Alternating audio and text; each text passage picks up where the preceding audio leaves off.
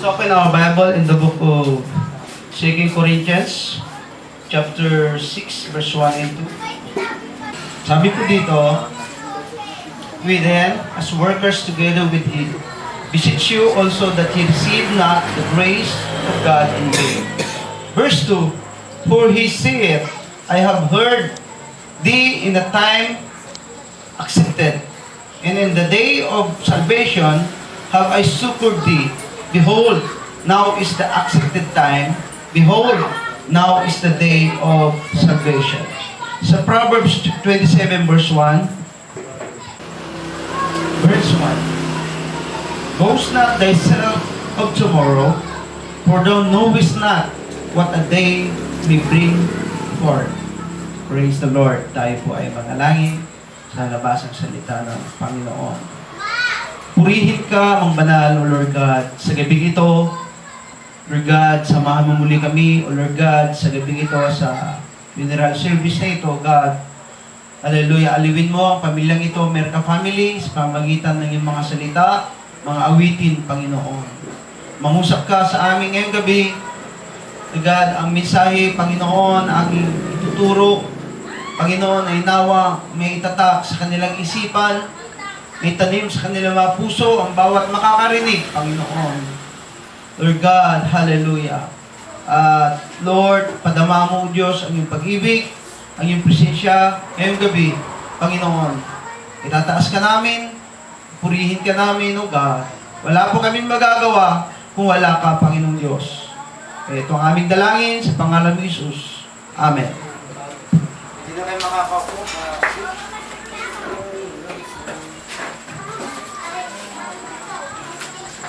Praise the Lord.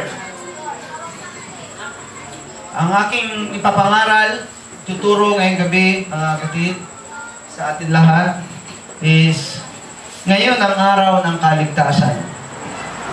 Amen. Now is the day of your salvation. Praise God. Hallelujah. So, sino po dito nagnanais maligtas? Lahat po tayo nagnanais maligtas. Pero, papaano? Amen?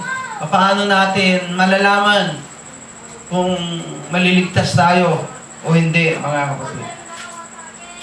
Praise God. Sabi sa ating pong binasa kanina sa Proverbs chapter 27 verse 1, mga kapatid, "Boast not thyself for tomorrow." Huwag mong ipagmayabang ang iyong sarili bukas dahil hindi mo alam kung anong magaganap bukas. Sino po dito, mga kapatid, ang nakakaalam kung anong magaganap bukas? Kung anong mangyayari bukas? Wala po. Only God. Ang Panginoon lamang po ang nakakaalam kung ano po ang magaganap bukas, mga kapatid. Everybody say amen. Amen. Kaya kung hindi po natin alam kung anong mangyayari bukas, anong dapat natin gawin? Amen? Para matiyak natin ang ating kaligtasan, baka mamamatay tayong walang kapag-asa. Kinakailangan, mga kapatid, amen, ay checkin natin na tayo po ay ligtas. Checkin natin, mga kapatid, na tayo po ay makakarating doon sa inihandang tahanan ng ating pong Panginoon. Dahil mayroon siyang inihandang tahanan para sa atin, mga kapatid, na nakahanda na. Talagang ready na. Pero ikaw ba, handa na? So, kung hindi pa po tayo handa, mga kapatid, get ready. Maghanda po tayo. Ihanda po natin ang ating pong sarili.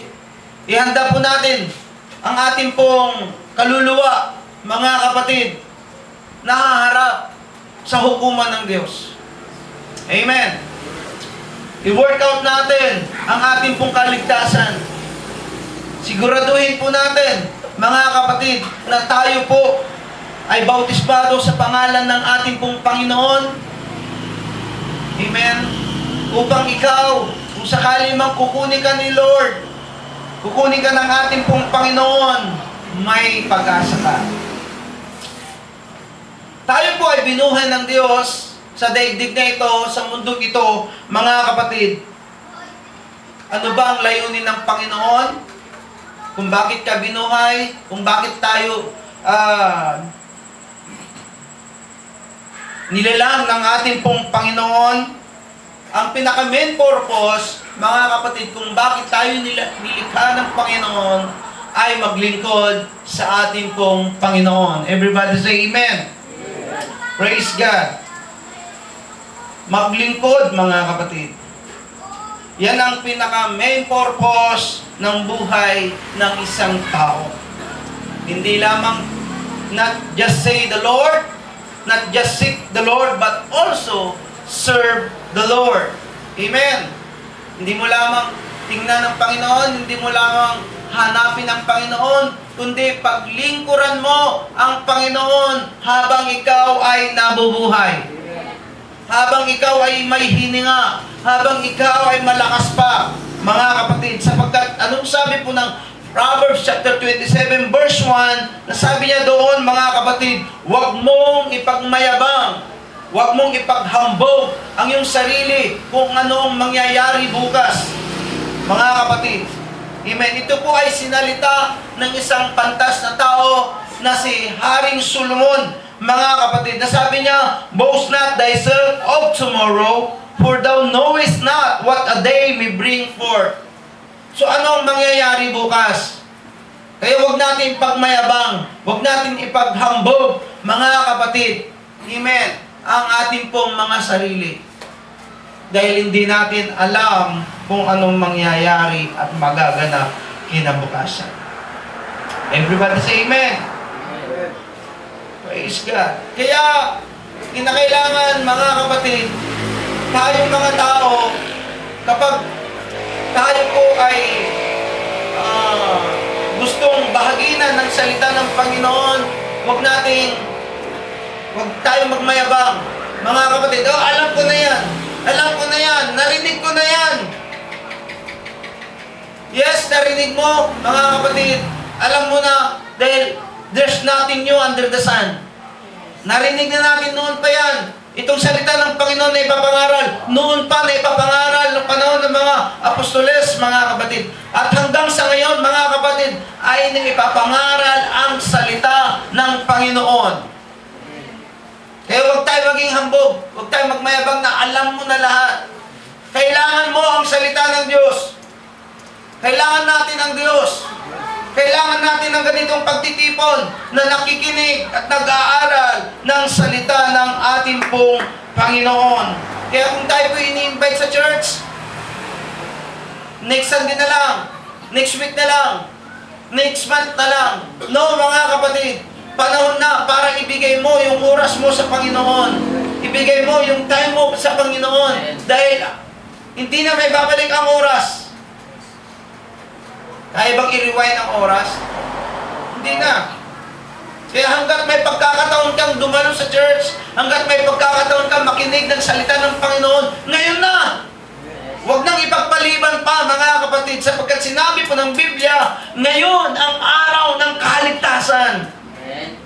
Hindi bukas makalawa, hindi next week, hindi next month, hindi next year, kundi ngayon. Palapan nga natin ng Panginoon, mga kapatid. Kaya ngayon, ang pinakamagandang panahon para ibigay mo yung oras mo sa Diyos. Bakit mo pa ipagpapabukas? Bakit mo pa ipagpapaliban? Ngayon, mga kapatid, huwag nang ipa-next week, ipa-next month, ipa-next year. Huwag nang pagpaliban. Mga kapatid, natanggapin ang kaligtasan na inaalok ng Panginoon sa bawat isa sa atin. Sabi ko kanina, gusto natin ng kaligtasan. Pero paano? Paano tayo makakaroon ng kaligtasan? Kinakailangan, mga kapatid, tanggapin po natin ang ating pong Panginoon bilang Diyos at tagapagligtas natin sa ating pong buhay, mga kapatid. Everybody say amen. Amen. Ngayon na. Dahil baka bukas, patay ka na. Baka bukas, nilalamayan ka na rin. Hindi namin alam kung anong mangyayari bukas. Hello? Hindi alam ni Sister Melinda na mamamatay na pala siya noong April 27, Sabado. Mga kapatid, hindi niya alam. Dahil ang kamatayan is unpredictable. Hello? Hindi mo kaya i-predict, mga kapatid, ang kamatayan. Darating at darating ang kamatayan. Hindi po maiiwasan. Mangyayari ito sa buhay mo. At mga kapatid, death is unstoppable. Ang daming namamatay. Itong pagtitipon natin ito, marami nang namatay. Pero, mapalad ka dahil buhay pa po tayo. Mapalad tayo. Malakas pa tayo, humihinga pa tayo. Dahil ang kamatayan, mga kapatid, talagang mangyayari sa buhay ng isang tao. Pero may pag-asa, mga kapatid, na ibinigay ng Panginoon. Amen. Na kung tayo po ay sasampalataya, amen, kahit na tayo po ay mamamatay, sabi po ng John chapter 11 verse 25, tayo muli ay bubuhayin ng Diyos. Yun ang kagandahan na mayroon tayong Panginoon. Yun ang kagandahan na tayo sumusunod sa salita ng Panginoon. Yun ang kagandahan, mga kapatid. Amen. Na mayroon pong ganitong pagtitipon na tayo po'y nakakarinig ng salita ng Panginoon at nalalaman natin na kung itong Sister Melinda, although siya'y patay na, pero anong sabi po ng Biblia? Bubuhayin siya muli ng Panginoon. Ganon din po ang bawat sa atin. Kung sakaling mamamatay na tayo, mga kapatid, pagdating ng panahon, bubuhayin ka muli ng ating pong Diyos para bigyan ka ng buhay na walang hanggan. Palapakan mo ang Panginoon. Death is unstoppable, death is unavoidable, and death is unpredictable. Ang kamatayan di mapigilan, hindi po maiwasan, at darating yan na hindi mo nalalaman. Kaya nga, baka isang araw kakatok si Mr. Kamatayan sa pintuan ng inyong bahay. Tok, tok, tok, tok. Pagbukas mo, nagulat ka. Oo, Mr. Kamatayan. Sabi ni Mr. Kamatayan, kukunin na kita ngayon.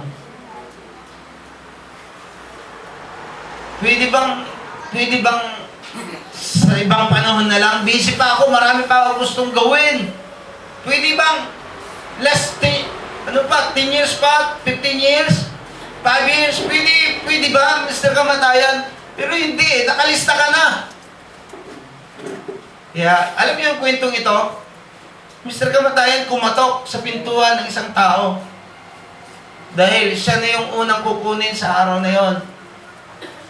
At sabi ng kwento, nagmamakaawa yung tao, mga kapatid. Makaawa, please, Mr. Kamatayan. Saka mo na kukunin. Marami pa akong dapat gawin, asikasuhin. Gusto ko pang yumaman. Gusto ko pang kumita ng pera. Gusto ko pang mag-aral. Maring ganon. Pero, wala na eh. Nakalista ka na sa araw na yan. Kaya, sabi ng mamakaawang tao, sige, pasok ka muna. Magkape ka muna. At nung pinagkape si Mr. Kamatayan, nasarapan siya. Talagang parang kape sa Boss Coffee. Sa Starbucks. Wow, ang sarap tong kape ito. Nedlit, mga kapatid. Itong taong ito, mga kapatid, pagkakataon ko na para burahin ko yung pangalan ko sa unahan at ilagay ko sa hulihan. At yun nilagay niya pagkagising ni Mr. Kamatayan, mga kapatid. Nagpasalamat sa taong yon. Salamat at nakapag-relax ako konti dahil sa daming taong namamatay. Nakapagpahinga ako konti, sabi niya. Kaya dahil ganyan ginawa mo, naparelax mo ako, okay. Hindi na yung nasa unahan ng aking unang kukunin, kundi yung nasa huling listahan na. Siya rin. So, kapag naitakda na mamamatay ang tao, mga kapatid, talagang naitakda na. Wala nang magagawa pa. Okay? Praise God. Kaya kapag may gawain, mga kapatid, kapag may church, kapag may Sunday service, mga kapatid, pumunta tayo. Amen. Pag may nag-invite sa'yo, tara na sa church. Di ba, sabi po ni David, mga kapatid, I was glad with the sin unto me. Let us go unto the house of the Lord. Kapag may nag-invite pala, mga kapatid, sa atin, na makinig ng salita ng Diyos, kapag may mag-invite pala, mga kapatid, sa atin, mga kapatid na dadalo sa church, pumunta ka! Amen! Grab the opportunity! Kasi maraming tao na hindi nagsisimba. Maraming tao na walang panahon. Pero napakapalad mo sa araw na yon, may nakapagsabi sa iyo na tara na sa church! Amen! Kaya samantalahin mo ang pagkakataon na yon. Grab the opportunity. Sabi nga na pumunta ka, umupo ka doon, makinig ka, magpuri ka, mag-worship ka sa Panginoon, mga kapatid. Dahil hindi mo alam kung anong mangyayari bukas. Amen. Eh, huwag mong sabihin, next time na lang. Huwag mong sabihin, next week na lang. Wala nang next time. Mga kapatid, baka bukas, may masamang mangyari pa sa iyo. Baka bukas, patay na tayo, mga kapatid. Amen. Ngayon, ang araw ng kaligtasan. Praise the Lord. Amen. Kasi, dahil once na hindi natin binigyan pansin ang nag-invite sa atin, once na hindi natin binibigyan pansin ang salita ng Panginoon na ituturo, gaya nito, once na hindi natin binibigyan pansin o binibigyan halaga ang ganitong pagtitipon, mga kapatid, amen, ay anong mangyayari, mga kapatid? Kailangan mo ang Diyos. Kailangan mo ang salita ng Panginoon. Amen. Praise God. Kaya makinig ka ng Bible study. Makinig ka ng salita ng Panginoon. Dahil ito'y pagkain ng iyong kaluluwa. Amen. Dahil kanina, kumain na naman tayo. Mamaya, kakain na naman tayo sa physical. Pero yung kaluluwa mo, kumusta? Kumusta? Ano ang pagkain ng kaluluwa mo? Salita ng Diyos. Amen. Dahil sabi po ng Matthew, mga kapatid, man shall not live by bread alone. Hindi lamang nabubuhay ang isang tao sa tinapay, kundi ang bawat salita ng Diyos na namumutawis sa ating mga bibig, mga kapatid. Praise God, na naipapangaral ng mga pastor, naipapangaral, mga kapatid, ng mga taong ginagamit ng Diyos. Bigyan natin ng pansin. Bigyan po natin ng importansya ang salita ng Panginoon na naibabahagi, na ituturo, mga kapatid. Amen. Kahit na ganitong pagtitipon, mga kapatid, kahit na lamayan po ito, pero ginagamit pa rin ng Panginoon, Sister Melinda, para may bahagi ang salita ng Diyos ngayong gabi. Kaya sa mga kaibigan po namin dyan, makinig tayo. Amen. Praise God sa ganitong pangangaral, mga kapatid. Dahil hindi natin alam kung anong mangyayari bukas. Doon sa Luke chapter 12, sabi po ng Bible, mga kapatid, siya po ay nag-ani ng marami. At sinabi niya, ano ang aking gagawin? Maliit na ang aking kamalig. Ito ang aking gagawin. Gigibayin ko itong maliit na kamalig.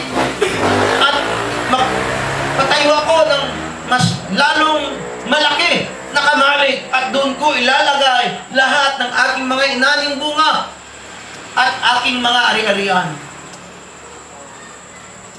Doon niya inimpok lahat, mga kapatid. At sinabi niya sa kanyang kaluluwa, kaluluwa, marami ka ng pagkain sa maraming taon. Mag-relax ka, kumain ka, uminom ka, at matuwa ka, magsaya Dahil marami ka ng pagkain sa maraming tao. Hello? Ganun ba tayo?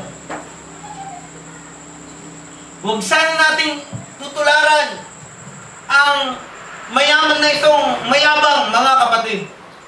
Nakala niya, mga kapatid, ay madadala niya ang kanyang inipon na kayamanan. Kaya nagmayabang sa harapan ng Diyos. Oh, kaluluwa ko, marami ka ng pagkain ng maraming taon. Mag-relax ka na lang. Kumain ka, uminom ka, at magsaya ka. Pero anong sabi po sa next verse, mga kapatid? Sabi ng Diyos sa kanya, hoy! Ikaw na haling! Ikaw na mangmang! Ngayong gabi, kukunin ko ang iyong kaluluwa. So, saan mapupunta ang iyong inipon na kayamanan? Madadala ba natin ang mga kayamanan na yan, mga kapatid? No. Hindi natin madadala kahit 5 duling. Kaya mag-impok tayo ng kayamanan, ang kayamanan na hindi masisira, ang kayamanan na hindi mananakaw, ang kayamanan, mga kapatid, amen, na hindi naaanay. Ito yung kayamanan sa langit. Amen. Ang spiritual na kayamanan, ang salita ng Diyos, ang fellowship, ang church, mga kapatid, ito ang dapat nating ipunin. Praise God. So, huwag nating tutularan ang taong rich fool na ito, ang taong mayaman na mangmang, mga kapatid. Amen. Na nagmayabang, pero hindi niya alam, oras yan na pala. Kapag nagsasalita pa lang, mga kapatid, oh, kaluluwa ko, parang talagang kampante siya. Pero, mamaya-maya, magsasalita ang Panginoon sa kanya. Oh, ikaw, namangmang, ngayong gabi, kukunin ko ang iyong kaluluwa. Paano kaya kung ikaw ang pagsabihin ng Panginoon sa gabing ito, mga kapatid? Amen. Wala tayong magagawa. At walang tayong kasiguraduhan bukas kung buhay pa ba tayo. Maraming natutulog sa gabi, kinaumagahan, patay na siya. Di ba? Marami na ba kayong nabalitaan na gano'n? Amen? Natulog lang. At hindi na nagising. Kaya mapalad tayo nung tayo natulog. Gumising tayo, malakas tayo. May hininga tayo, mga kapatid. Kaya purihin ang Panginoon. Amen. Praise God. Hindi natin alam kung anong mangyayari bukas. Wala tayong kasiguraduhan kung anong mangyayari bukas sa ating pong buhay, mga kapatid. Kaya ngayon, ka lumapit sa Diyos, ngayon ka maglingkod sa Panginoon, ngayon mo ibigay ang buhay mo sa Panginoon, ngayon ka maglilingkod, ngayon mo tatanggapin ang Panginoon bilang Panginoon at Diyos mo sa buhay, mga kapatid. Now is the day of salvation. Ngayon ang araw ng kaligtasan. Ito na ang panahon ng iyong kaligtasan. Hindi bukas, kundi ngayon. Everybody say amen. Kaya makinig tayo, mga kapatid, sa salita ng Diyos. Sabi po ng Biblia, dahil ang salita ng Panginoon, hindi po nagsisinungaling. Binibigyan po tayo ng pagkakataon o chance, mga kapatid, para makapaglingkod sa Diyos. Sabi ko nga kanina, nilalangkan ng Panginoon, hindi lamang magnegosyo, hindi lamang mag-aral, hindi lamang kumain, hindi lamang magtrabaho, kundi nilalangkan ng Diyos para maglingkod sa Kanya. Naliwanag? Right. Praise God. Kaya huwag nating hintayin yung araw, mga kapatid, na tayo po ay wala ng lakas para hindi makadalo sa church. Huwag nating hintayin yung panahon na nasa panig ka ng karamdaman, hindi ka na makalakad. Hindi ka na makarating sa church para purihin ang Panginoon. Ngayon, ang araw ng iyong kaligtasan. Hindi bukas, hindi next week, hindi next month, hindi next year. Ngayon. Ngayon na. Amen. Ngayon ang araw ang kaligtasan mo, kaibigan. Kaya makinig ka.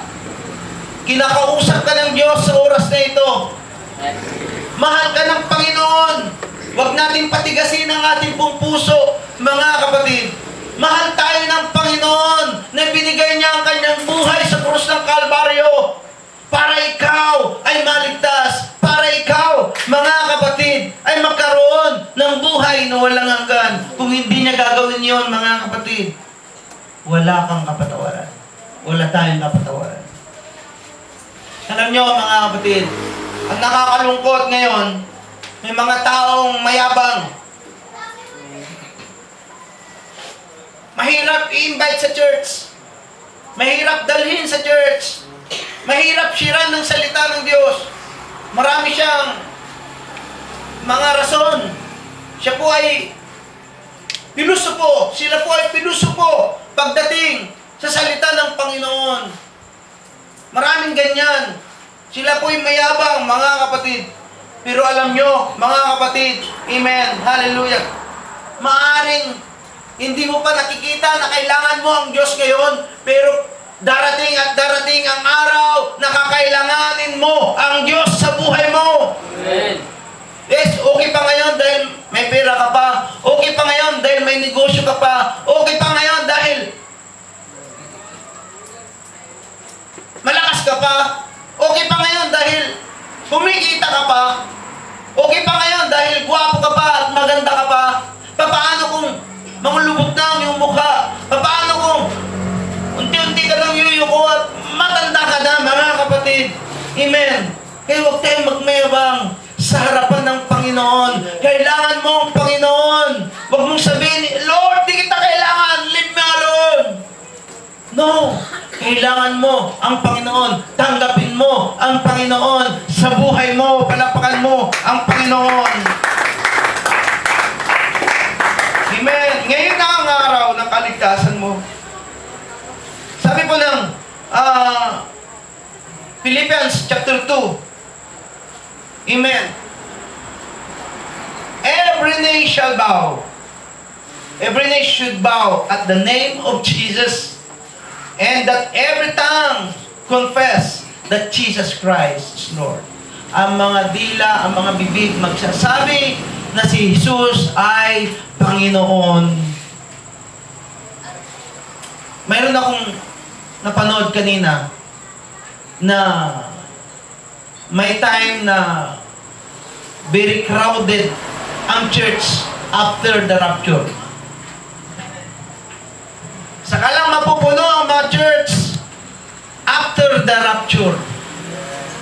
Why? Pupunta sila doon, iiyak-iyak sila doon, mga kapatid. Magpuri-puri sila doon, pero wala na.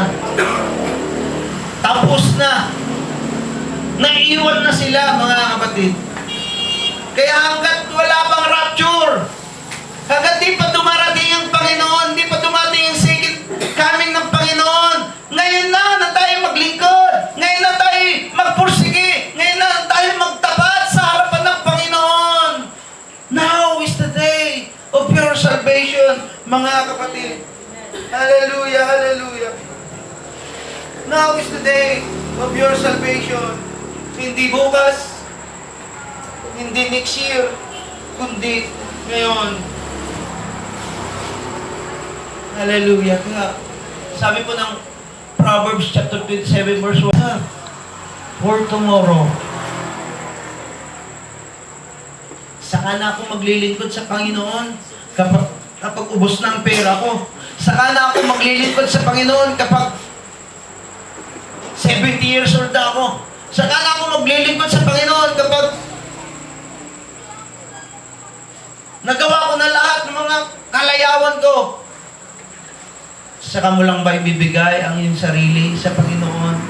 Kapag sirang-sira ka na, kapag halos di mo na may palakpak ang iyong mga kamay, halos di ka na makalakad sa hina ng iyong katawan, na halos di ka na makarinig, at di dahil humihina ang iyong paningin. At halos di ka na makasigaw dahil mahina na rin yung boses. Kaya sabi po ng Bible, remember the days of thy Creator. Alalahanin mo ang lumalang sa'yo, samantalang ikaw ay kabataan pa, samantalang ikaw ay malakas pa, samantalang ikaw ay humihinga pa. Baka magsisi ka. Amen? Darating ang araw, nakaganyan din tayo. Lalamain din tayo. Kaya yung araw na natitira sa buhay natin, it is time to serve the Lord faithfully. It is time to accept the Lord.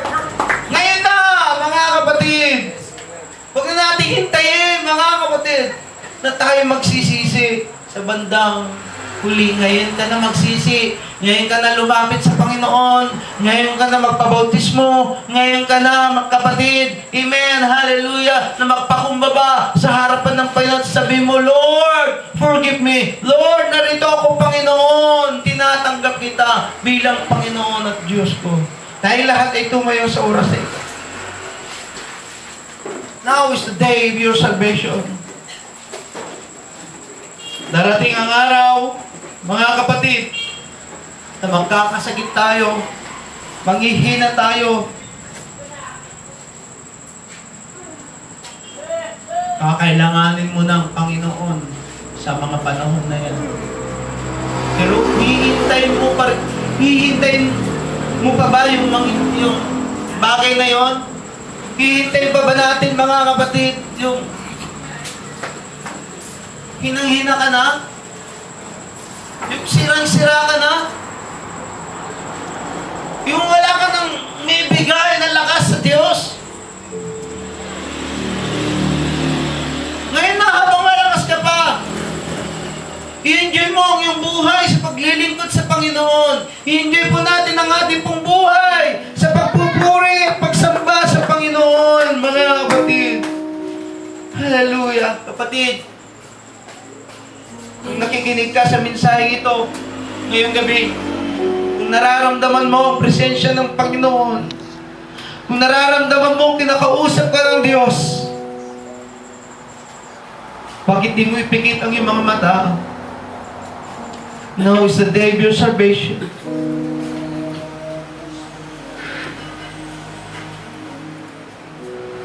May mga kaibigan tayo dito na nangangailangan ng Diyos, pero nahihiya. Bakit ganito ang ipinangaral ko, mga kapatid? Sapagkat nalalapit na ang wakas. Nalalapit na ang pagbabalik ng Panginoon. Nakikita po natin ang mga signs and wonders. Ang mundo, painit ng painit. Ang mga disyerto ng mga bansa, mga kapatid, nababaha. Maraming mga kababalaghan na nangyayari. Yan ang mga palatandaan na talagang malapit nang darating ang Panginoon para kunin ang kanyang mga anak. Pero kapag hindi mo pa tinatanggap ang Panginoon, kung hindi mo pa ina-accept ang Panginoon sa buhay mo, panahon na. Ito na yung araw. Ito yung panahon na tanggapin natin ang Panginoon. At sa mga believers naman na nandito, panahon na para tayo maging active. Panahon na para tayo maging mainit sa paglilingkod sa panahon masigasig. Panahon na, mga kapatid, para tayo magpagamit. Panahon na! Hallelujah! Na tayo ay magdala ng marami pang kaluluwa. Ang ating pong mga kaibigan, ang ating pong mga mahal sa buhay, nangangailangan sila ng kaligtasan. Ikaw ang gagamitin ng Diyos. Hallelujah. Now it's the day of your salvation. You must surrender your life to God. Because kapag hindi mo isusuko ang buhay mo sa Diyos, walang magandang mangyayari sa iyo. Isuko mo ngayon ang buhay mo. Hallelujah. Isuko mo ang sarili mo sa Panginoon. Sa mga kaibigan po namin na nandito ngayong gabi, kinakausap ka ng Diyos. Mahal ka ng Panginoon. Huwag mong patigasin ang iyong puso. Sabihin mo sa Kanya ngayong gabi, Lord, kailangan kita.